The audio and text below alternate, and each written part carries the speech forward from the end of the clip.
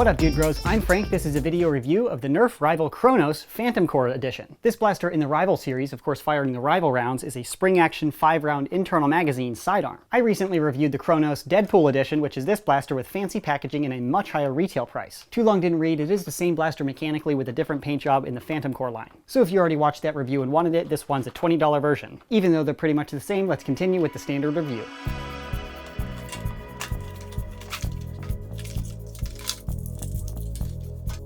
Included is the blaster itself, team indicator flags, the instructions, and a few Rival rounds. Going over the externals of the blaster, starting up at the front, being a Rival blaster, of course it does not have an in-strike attachment lug, so no barrel attachments, faux you. Above that there's a front iron sight corresponding with the rear iron sight, pretty standard stuff. Right behind that sight there's a Rival tactical rail, and another one in the back here. You know, 2 scopes, twice as accurate, duh, it's standard math. And this little orange thing here is the magazine door. To load, you prime back the blaster like that, you open up this access door, then you can push in 5 Rival rounds. That's the capacity of this blaster. When you're loaded, you shut the flap, close the slide, and fire.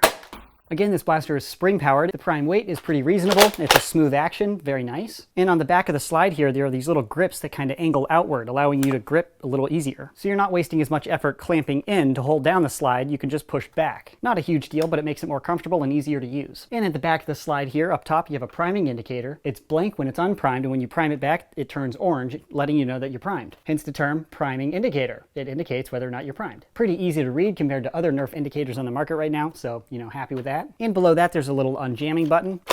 After you prime the blaster once, you're not able to prime it again. Under certain circumstances, the blaster will jam, so you're not able to pull the trigger or fire, and you're not able to prime it back, so it seizes up. By pushing that, it overrides that lock, allowing you to rack the slide again, which allows you to get in there, clear out the jam, and continue firing. And it also allows you to shotgun load to fire 2 or 3 rounds at once. And moving down to the trigger pull, as expected, this blaster does not have slam fire, so it's a pretty standard spring trigger. And not on this side, only on this side, you have a safety right here. When the switch is down, it's in safe mode, which blocks me from pulling the trigger. Then you raise that up, and you're able to fire. Do you need a safety on a Nerf blaster? No, but it's pretty cool. And easy enough to flick with your thumb like that. Down to the grip, it's a pretty comfortable grip. I'm an adult, so I have a larger hand and a larger body than most. It's adult friendly though. But it's not so thick and wide that it would be annoying for a child or a smaller hand to wrap around. So this grip is definitely Coop approved. I complain about grips all the time, but this one is solid.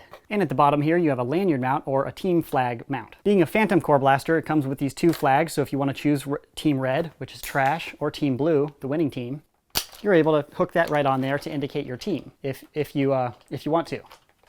I'd get too distracted if I attached this to my blaster. I wouldn't be able to pay attention, especially if there's a breeze and it started blowing in the wind. It'd be like, oh my gosh. Adult ADD is a thing, man.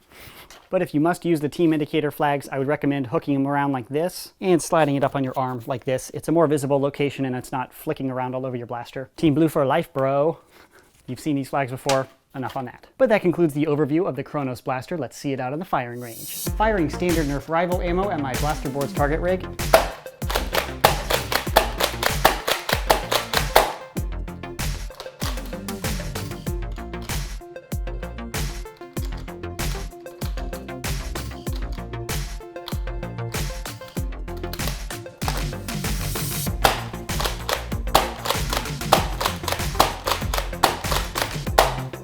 It's difficult to track the yellow balls in this white background, so now I'll aim for some of the targets.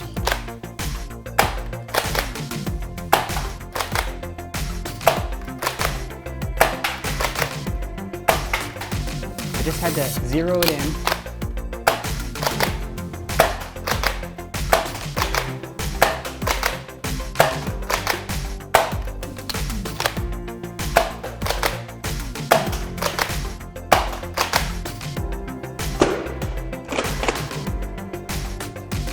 Did you see that? It almost hit me. Trying to use the irons through the camera.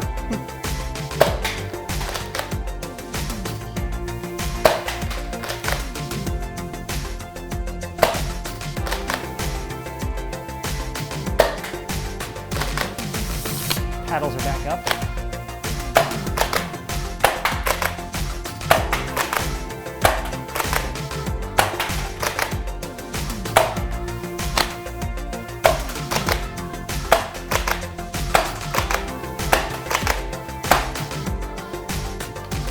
As you can see, the blaster performs like you'd expect a spring rival blaster to perform, and it performs exactly the same as the Deadpool version because they're mechanically identical. I put the Kronos up on my chronograph, the Kronos. I'm not funny. I'm funny in my head, so whatever. I'm trapped in your computer monitor here in this YouTube reality simulator, so I have to make jokes to try to maintain my sanity, or what's left of it.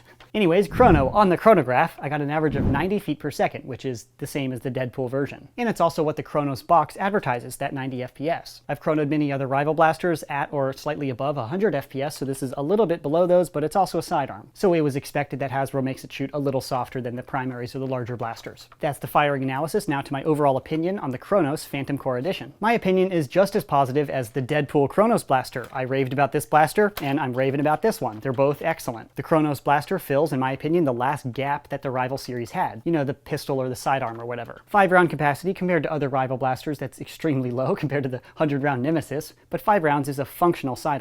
And it doesn't have a large protruding magazine or anything. This internal magazine that bends and goes along in here is very clever, and I like the design a lot. Overall use of the blaster is very mechanically refined. The priming, the loading, taking this little thing off, the mechanical safety, all of the little bits and bobs work as they should, and it feels high quality, like a normal Nerf blaster. And the more traditional shape of this blaster would allow this to fit into some holsters on the market, for like airsoft or even a firearm holster. So you can use this as a proper sidearm or pistol if you're using a rival primary. So it checks all of my boxes. Chrono velocity is nice, overall use is great, you know, usability, like war practicality, definitely up there. Overall opinion on the rival Kronos, 10 out of 10 would bang for...